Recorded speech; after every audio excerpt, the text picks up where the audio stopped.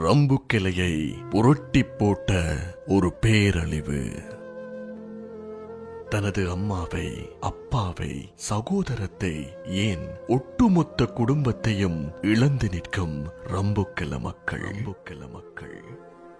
விடிந்தால் வகுப்பிற்கு செல்ல வேண்டும், வேலைக்கு செல்ல வேண்டும், ஏனைய காரியங்களுக்கு செல்ல வேண்டும் என்று இரவு நிம்மதியாகவும் கனவுகளையும் சுமந்து கொண்டு தூங்கச் சென்ற ரம்புக்கிள மக்கள் விழித்திருக்கும் போது மரணம் ஏற்பட்டால் வலிக்கும் என்று நினைத்து இறைவன் இருட்டில் இவர்களுக்கு மரணத்தை கொடுத்திருக்கிறான் போல.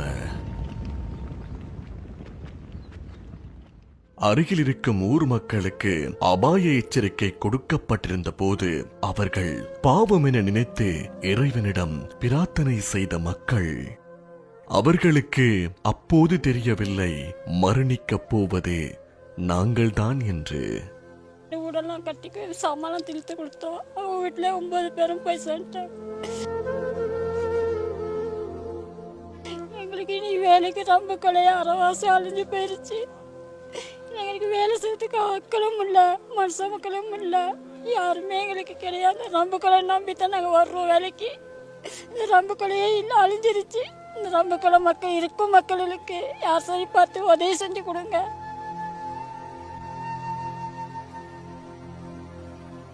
நான் இந்த ஊரில் நான் கட்டுக்கஷ்டத்தை இங்கே நான் இருக்கிறார். இவர்ட வீடு தான் பின்னால் விளங்குறதுக்கு இருக்கு. இந்த வீடு இருக்கு, இந்த வீடு மட்டும்தான் விளங்கி. அவர்ட வைஃபும் 3 பிள்ளைகளும் அந்த இதில் மொத்தாயிட்டாங்க.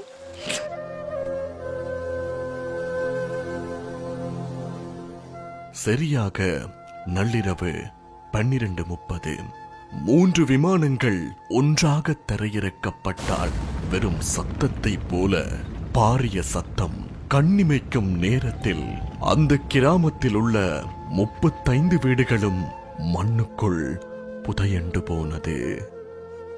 அந்த நைட் 12 மணிக்கு தான் இந்த ஊர் போனது. பெரிய சத்தத்தோட அப்படியே பேச்சு சேர்ந்துட்டு என்ன செய்ய பேசவே இல்லை. சத்தம் பெரிய சத்தத்தோட ஒரு புயல் காற்று மாதிரி வெளிச்சம் ஒன்று வந்து ஊராக்கள் சொன்னாங்க. நியாயமாக கிட்டத்தட்ட 17 வீட்டுக்கிட்ட பேத்துட்டு 54 ஜனாசா அதில் மீட்டெடுத்து கபூர் அடக்கப்பட்டது ஒரு 10-12 வீட்டை அடக்கினது ஒரு 9-10 மையத்து. மற்றது ஒன்றும் கிடைக்கல.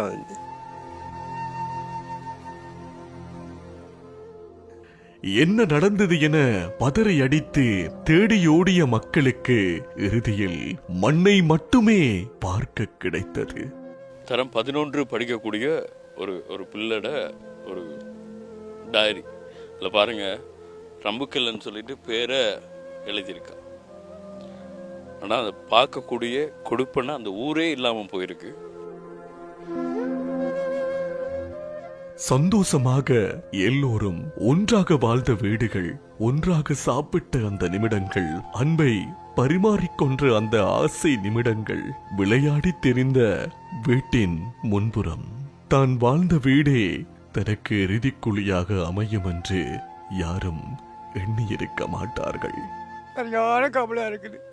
பஸ்ஸில் போனாலும் டிக்கெட்டுக்கு சொல்லி கொடுப்பாரு, தேத்தி குடிச்சாலும் சொல்லி கொடுப்பாரு.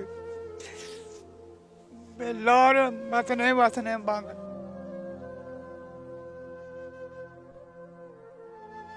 இறைவா, இந்த மலையக மக்கள் என்னதான் பாவம் செய்தார்கள்.